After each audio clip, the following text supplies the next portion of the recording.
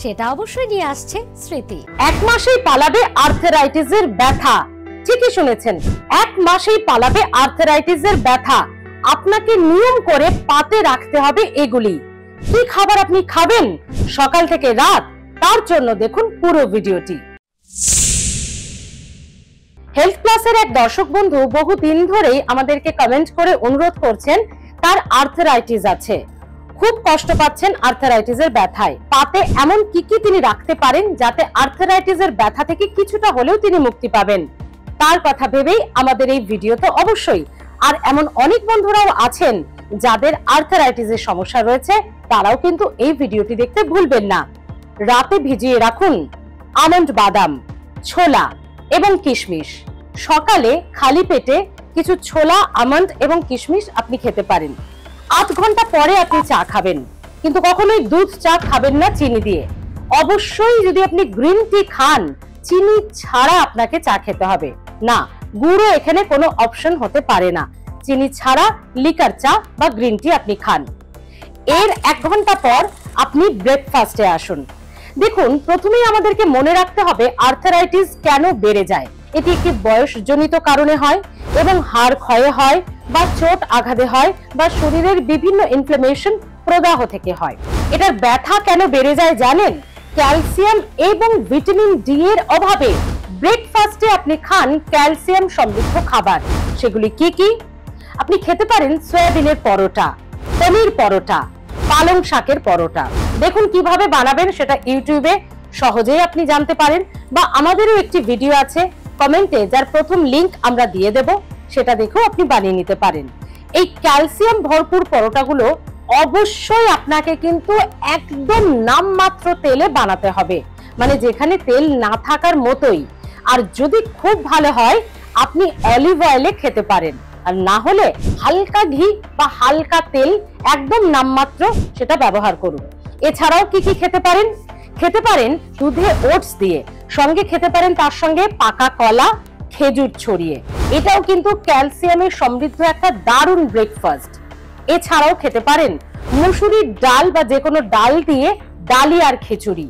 এটাও ক্যালসিয়াম পৌঁছবে আপনার শরীরে। এছাড়াও আপনি খেতে পারেন দুধ সুজি। দুধে প্রচুর পরিমাণে ক্যালসিয়াম আছে, আমরা তো ছোটবেলা থেকেই জানি। তাই এই দুধ বা দুগ্ধজাত যে কোনো প্রোডাক্ট আপনি খেতে পারেন জল খাবারে। আর অবশ্যই যেটা করতে পারেন, এরই পাশাপাশি আপনি ছানা খাবেন। রোজ না হলেও সপ্তাহে 3-4 দিন ব্রেকফাস্ট করার পরে আপনি যদি অল্প পরিমাণে একটু ছানা খান, তাহলে কিন্তু আপনার শরীরে সুন্দরভাবে ক্যালসিয়াম পৌঁছে যাবে। এরপর আমরা লাঞ্চে যাব? একেবারেই না। লাঞ্চের আগে মিড মর্নিং, মানে ব্রেকফাস্টের 1-1.5 ঘন্টা পরে এবং লাঞ্চের 2 ঘন্টা আগে আপনাকে কিছু ফল খেতে হবে, যেটা হবে ক্যালসিয়ামে সমৃদ্ধ। অনেকগুলো ফলের কথা আপনাকে বলবো, সবগুলো একদিনে খেতে যাবেন না, অসুস্থ হয়ে পড়বেন। এক এক দিন এক একটি ফল খাওয়ার চেষ্টা করুন। এই ফলগুলি হচ্ছে ক্যালসিয়ামে সমৃদ্ধ। সেই ফলগুলি কি কি? প্রথমেই আসবো আনারস, কমলা লেবু, পেয়ারা, নাশপাতি, পাকা পেঁপে, ডার্ক চেরি, আপেল, যে কোনো ধরনের বেরিজ, খেজুর, তরমুজ। এই ফলগুলি ক্যালসিয়ামে ভরপুর। তাই এই ফলগুলির যে কোনো একটি আপনি লাঞ্চ করার 2 ঘন্টা আগে অবশ্যই খান, ক্যালসিয়াম আপনার শরীরে পৌঁছবে। এরপর আসবো অবশ্যই লাঞ্চের পাতে। আপনি যেটা রাখবেন অল্প পরিমাণে ভাত, সঙ্গে যে সবজিগুলো আপনাকে বলবো তা ক্যালসিয়ামে ভরপুর সবজি। একসঙ্গে সব সবজি খেতে বলবো না, এক এক দিন এই সবজিগুলোর এক একটি আপনি রান্না করতে পারেন। এবং আপনি যদি আমিষ খেতে চান, তাহলে সামুদ্রিক মাছ হচ্ছে ক্যালসিয়ামের যোগানের জন্য সব থেকে ভালো উৎস। যেমন স্যামন, টুনা, সার্ডিন, সালমান, এই মাছগুলো হচ্ছে ক্যালসিয়ামে ভরপুর। তাই চেষ্টা করুন সামুদ্রিক মাছগুলি খেতে, যে কোনো একটি। ডিমেও প্রচুর পরিমাণে ক্যালসিয়াম থাকে, তাই ক্যালসিয়ামের ঘাটতি মেটাতে শরীরে মাছ বা ডিম যে কোনো একটি পাতে রাখুন।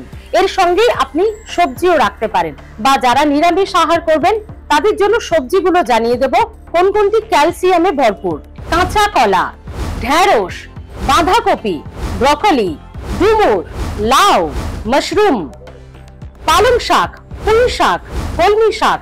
তিল দিয়ে আপনি সবজি তৈরি করতে পারেন, বা বিভিন্ন সবজির মধ্যে আপনি তিল ব্যবহার করতে পারেন। সাদা তিল, সাদা তিল কিন্তু ক্যালসিয়ামের একটা খুব দারুণ উৎস। এবং অবশ্যই প্রত্যেকদিন অল্প পরিমাণে ডাল রাখবেন দুপুরের পাতে। আদা এবং রসুন এই দুটি মশলাও কিন্তু খুব উপকারী মশলা, তাই আপনি যে রান্নাটা দুপুরে করছেন তাতে আদা রসুনও ব্যবহার করবেন, এতে প্রচুর পরিমাণে ক্যালসিয়ামও রয়েছে। এবং দুপুরে খাবারের পর আপনি হাফ কাপ বা হাফ বাটি টক দই, চিনি ছাড়া নুন ছাড়া টক দই রাখুন, দেখবেন ক্যালসিয়াম পৌঁছবে শরীরে। সকাল থেকে দুপুর পর্যন্ত বললাম, এবার আসি সন্ধ্যের টিফিনে বা রাতের খাবারে। দেখুন, আমরা সকালে ব্রেকফাস্টের কথা আপনাদেরকে জানিয়েছি, অনেকগুলি খাবারের কথা বলেছি। সেই খাবারের যে কোনো একটি, অর্থাৎ বিভিন্ন রকম পরোটা, ডালিয়া, খিচুড়ি বা এই দুধ সুজি, এগুলো আপনি যদি চান সন্ধ্যাবেলায় খেতে পারেন, বা হালকা কাঁচা ছোলাও আপনি সন্ধ্যাবেলায় খেতে পারেন।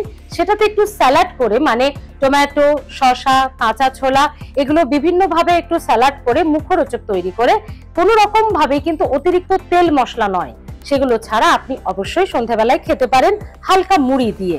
তাহলে আপনার সন্ধ্যের টিফিনটাও হয়ে গেল হালকা এবং সেখানেও ক্যালসিয়াম পৌঁছলো।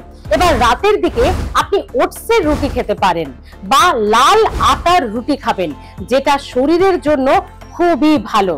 রুটি খাবেন এবং সকালবেলায় যদি রুটি খেতে আপনার রাতে না ইচ্ছে করে, তো সকালে যে পরোটাগুলোর কথা আপনাদেরকে জানিয়েছি যে নাম মাত্র তেলে, আবারও বলছি নাম মাত্র তেলে, যেন মনে হবে তেল নেই, এরকম ভাবে আপনি সকালে যে পরোটাগুলো আপনাকে বলা হয়েছে, যেমন পালং শাক, পনির পরোটা, সয়াবিন পরোটা, এরকম নানান যে খাবারগুলো বলা হয়েছে সেগুলোর মধ্যে যে কোনো একটি রাতে আপনি খেতে পারেন। তাহলে সকাল থেকে রাত যারা আর্থারাইটিসে ভুগছেন, মানে যাদের শরীরে ক্যালসিয়াম এবং ভিটামিন ডির একটা প্রচুর পরিমাণে ঘাটতি আছে, যে কারণেই খুব কষ্ট পাচ্ছেন আর্থারাইটিসে, তারা এই খাবারগুলি খান, নিশ্চয়ই উপকার পাবেন। 1 মাস খেয়ে দেখুন, নিশ্চয়ই আপনি লাভবান হবেন, কষ্ট থেকে কিছুটা হলেও মুক্তি পাবেন। আরো একটি কথা, আর্থারাইটিসে কিন্তু ব্যায়ামটা খুব প্রয়োজন, তাই চিকিৎসকের পরামর্শ মতো আপনি অবশ্যই তাদের দেখিয়ে ব্যায়াম আপনাকে করতেই হবে। কারণ আর্থারাইটিসের ওষুধের খাবারের সঙ্গে সঙ্গে যেটা মেন পয়েন্ট সেটা হচ্ছে ব্যায়াম। তাই প্রত্যেক দিন নিয়ম করে কিন্তু আপনার চিকিৎসক আপনাকে যে পরামর্শ দিচ্ছে, যে ব্যায়াম দেখিয়ে দেবে, সেগুলো আপনাকে করতেই হবে।